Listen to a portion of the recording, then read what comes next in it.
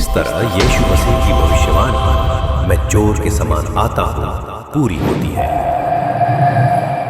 प्रभु कैसे आएगा?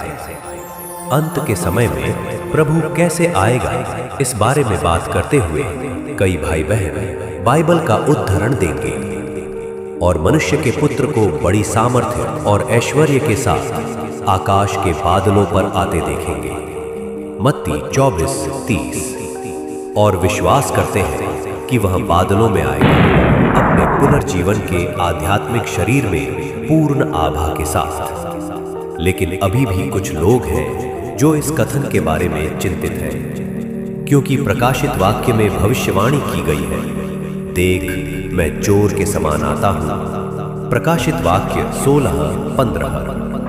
यदि तू जागृत न रहेगा तो मैं चोर के समान आ जाऊंगा और तू कदापि न जान सकेगा कि मैं किस घड़ी तुझ पर आ पड़ूंगा। प्रकाशित वाक्य 3:3। प्रभु ने स्पष्ट कहा था कि वह चोर के समान आएगा, तो अगर कहें वहां ऐसे समय आएगा जो लोगों के लिए अनजान होगा। यदि प्रभु बादलों में आएगा तो क्या हर कोई उसे देख नहीं पाएगा? अगर ऐसा होगा तो प्रभु के चोर के समाने आने की भविष्यवाणी कैसे पूरी होगी? यह कई लोगानकों के लिए रहस्य है। अब आइए इन समस्याओं पर हम एक सभा करेंगे। कैसे यीशु मसीह की भविष्यवाणी मैं चोर के समान आता हूं का अर्थ है कि प्रभु के लौटने का सही समय कोई नहीं जानता है, और इसका ये भी अर्थ है कि प्रभु गुप्त रूप से मनुष्य के पुत्र के रूप में आएगा। बाइबल में कई स्थान हैं जो प्रभु के गुप्त रूप में आने की भविष्यवाणी करते हैं। उदाहरण के लिए, तुम भी तैयार रहो, क्योंकि जिस घड़ी तुम सोचते भी नहीं उस घड़ी मनुष्य का पुत्र आ जाएगा। लूका 12:40। क्योंकि जैसे बिजली आकाश की एक छोर से कौंधकर आकाश की दूसरी छोर तक चमकती है, वैसे ही मनुष्य का पुत्र भी अपने दिन में प्रकट होगा। परंतु पहले अवश्य है कि वह बहुत दुख उठाए और इस युग के लोग उसे तुच्छ ठहराएं। लूका 17:24-25। ये सभी भविष्यवाणियां दर्ज करती हैं मनुष्य का पुत्र, मनुष्य के पुत्र के बारे में कहने पर इसका अर्थ है मनुष्य के पुत्र के रूप में जन्म लेना और साधारण मनुष्य की तरह का जीवन। एक आध्यात्मिक शरीर मनुष्य का पुत्र नहीं कहलाएगा, बिल्कुल वैसे जैसे यहोवा परमेश्वर आत्मा है, फरिश्ते आत्माएं हैं, और परमेश्वर के पुनर्जीवन के बाद प्रभु ईसा मसीह का आध्यात्मिक शरीर भी आत्मा है। सभी आध्यात्मिक शरीरों को मनुष्य का पुत्र नहीं कहा जा सकता है। केवल देहधारी परमेश्वर जो मनुष्य से जन्मा हो, जिसका एक पिता और माता हो, एक सामान्य मनुष्य हो और लोगों के बीच रहता है, वही मनुष्य का पुत्र कहला सकता है। बिल्कुल प्रभु यीशु मसीह के जैसे, जिनके माता पिता थे, जो खाते थे, पीते थे, सोते और सामान्य की तरह चलते थे, वास्तविक रूप से लोगों के बीच रहे हैं, तो उनको मनुष्य का पुत्र कहा गया था। धर्म पुस्तकों में यह भी है कि पहले अवश्य है कि वह बहुत दुख उठाए और इस युग के लोग उसे तुच्छ ठहराएं। केवल जब परमेश्वर रहस्यमय तरीके से अपना काम करने के लिए देह धारण करता है, वह दुखों को सहता है। यदि प्रभु लोगों के सामने अपने पुनर्जीवित हुए आध्यात्मिक शरीर में बादलों में आएगा, तो कौन उसका विरोध और अनादर करने की हिम्मत करेगा?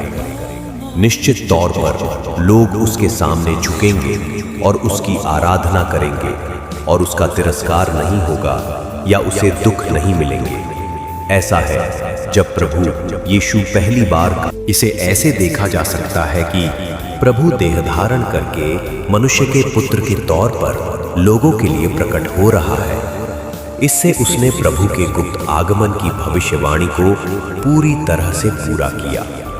कैसे यीशु मसीह की भविष्यवाणी वह बादलों के साथ आने वाले हैं पूरी होती है। कुछ लोग कह सकते हैं कि ये दोनों भविष्यवाणियों एक दूसरे की विरोधी है। क्योंकि एक प्रभु के देह धारण करके गुप्त आगमन की है और दूसरी प्रभु के बादलों में आने के बारे में है।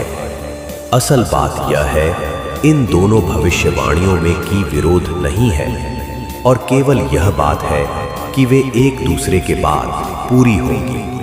दूसरे शब्दों में कहा जाए, प्रभु पहले गुप्त रूप से देह धारण करेगा, फिर सबके सामने बादलों में आएगा। परमेश्वर के कार्य के साथ यही होगा जिसे प्रभु अंतिम दिनों में केरगा। अब चलिए बाइबल की पंक्तियों को देखते हैं। प्रभु यीशु ने कहा, मुझे तुमसे और भी बहुत सी बातें कहनी हैं, परंतु अभी तुम उन्हें सह नहीं सकते। परंतु जब वह अर्थात सत्य का आत्मा आएगा तो तुम्हें सब सत्य का मार्ग बताएगा, क्योंकि वह अपनी ओर से न कहेगा, परंतु जो कुछ सुनेगा वही कहेगा और आने वाली बातें तुम्हें बताएगा। यूहन्ना 16:12-13।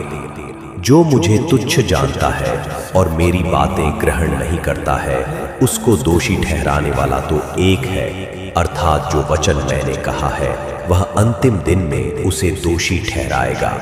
यूहन्ना 12:48। साथ ही 1 पीटर 4:17 कहता है, क्योंकि वह समय आ पहुंचा है कि पहले परमेश्वर के लोगों का न्याय किया जाए। यूहन्ना 17:17 कहता है, सत्य के द्वारा उन्हें पवित्र कर, तेरा वचन सत्य है। इन भविष्यवाणियों से देख सकते हैं कि जब प्रभु अपने अंत के दिनों में आएगा तो वह कई सत्यों को कहेगा और हमें वह सब बताएगा जिसे हम पहले समझ नहीं पाए थे। और प्रभु न्याय का कार्य करेगा जो परमेश्वर के घर से शुरू होता है। ऐसा इसलिए है क्योंकि व्यवस्था को तोड़ने के हमारे पाप को माफ कर दिया गया है। फिर भी हमारे शैतानी स्वभाव जैसे अहंकार, आत्मदंभ, स्वार्थ और नीचता अभी भी गहराई तक निहित है और वे हमें अनजाने में पाप करने की। देख, मैं द्वार पर खड़ा हुआ खटखटाता हूँ। यदि कोई मेरा शब्द सुनकर द्वार खोलेगा तो मैं उसके पास भीतर आकर उसके साथ भोजन करूंगा और वह मेरे साथ। प्रकाशित वाक्य 3:20। वे परमेश्वर के न्याय के कार्य को स्वीकार करती हैं और इस प्रकार उनके भ्रष्ट स्वभाव साफ होते और बदल जाते हैं।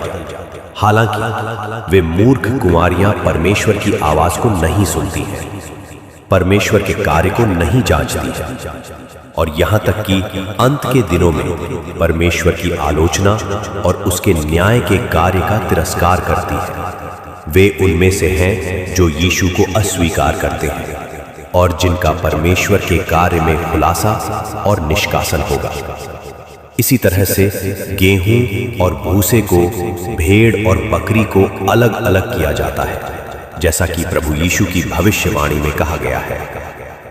जब वे जो परमेश्वर के न्याय के कार्य को स्वीकार करते हैं और विजेता बनाए जाते हैं, तब परमेश्वर का देह धारण का गुप्त कार्य अंत हो जाएगा और उसके बाद परमेश्वर सबके सामने बादलों के साथ प्रकट होगा। आपदा भेजेगा, अच्छों को पुरस्कार और दुष्टों को सजा देगा। जब वे जो परमेश्वर की निंदा और तिरस्कार करते हैं देखेंगे कि जिसका उन लोगों ने विरोध किया है वह प्रभु यीशु के तौर पर लौटा है, तो वे रोएंगे और अपने दांतों को किटकिटाएं और अपनी छातियां पीटेंगे। यह प्रभु के सबके सामने बादलों में आने की भविष्यवाणियों को पूरा करेगा। तब मनुष्य के पुत्र का चिन्ह आकाश में दिखाई देगा और तब पृथ्वी के सब कुलों के लोग छाती पीटेंगे और मनुष्य के पुत्र को बड़ी सामर्थ्य और ऐश्वर्य के साथ आकाश के बादलों पर आते देखेंगे। मत्ती 24:36। देखो, वह बादलों के साथ आने वाला है और हर एक आंख उसे देखेगी, वरन जिन्होंने उसे बेधा था वे भी उसे देखेंगे और पृथ्वी के सारे कुल उसके कारण छाती पीटेंगे। प्रकाशित वाक्य 1:7। प्रभु के दूसरी बार आने का स्वागत कैसे करें। अफ्लिक्ट, इस समय मेरा विश्वास है कि तुम्हें समझ लेना चाहिए कि प्रभु का चोर के समान आना और बादलों में आना की भविष्यवाणियां कैसे पूरी होंगी। तो बाइबल की भविष्यवाणियां पेज पर या नीचे दी गई सामग्री पर अधिक जानकारी पाएं। इससे आप समझेंगे कि भविष्यवाणियों को किस तरह समझा जाए, साथ ही प्रभु यीशु की वापसी का स्वागत करने का मौका पाएं। ऐसी ही प्रभु यीशु मसीह की प्रार्थनाओं से भरी हुई आत्मिक वीडियो देखने के लिए हमारे YouTube चैनल को सब्सक्राइब करें और बेल आइकन दबाएं, ताकि हर नई आशीषपूर्ण वीडियो की सूचना आपको सबसे पहले मिले।